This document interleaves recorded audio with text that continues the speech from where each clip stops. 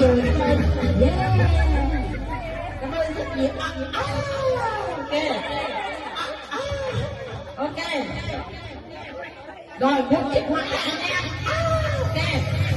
theo yêu cầu của bộ ngành thì người bài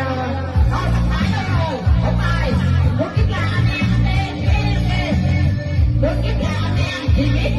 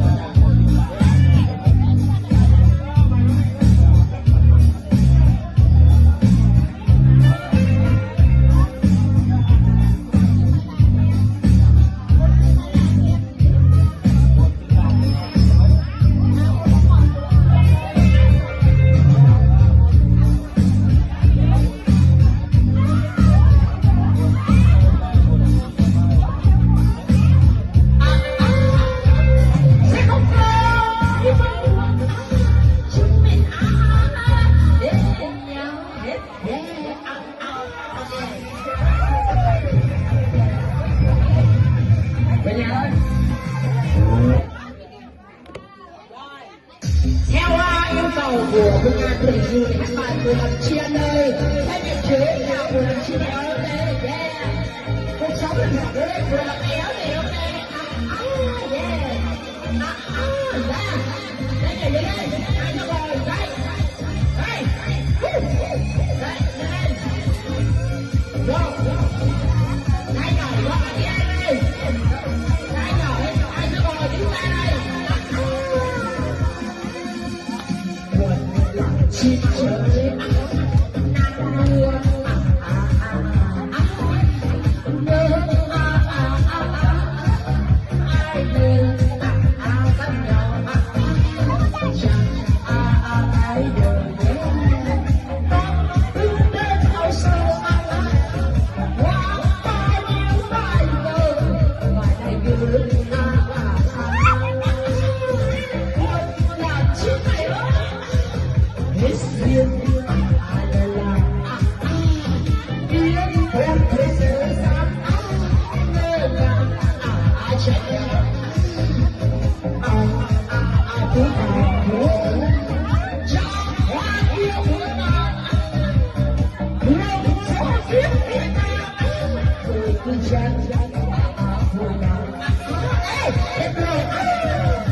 buồn làm chi mày ơi sao ra ai chơi nhé chờ những người nhé làm những sự về tình nhé đời còn bao nhiêu ai nhé nhớ sao phải là nhé rồi ơi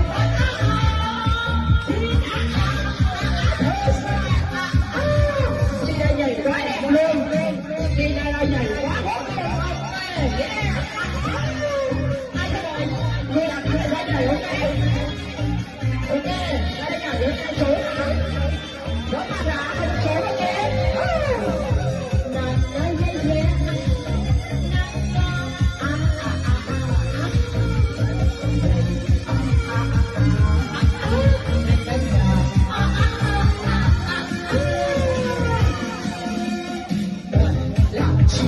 người làm béo thì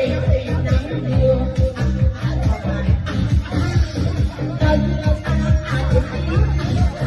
nên tình giá trị ai cũng nhớ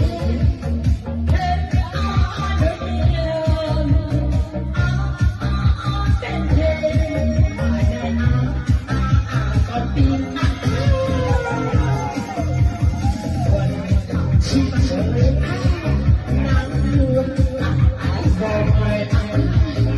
cho kênh Ghiền Mì Gõ để không bỏ lỡ những video hấp dẫn.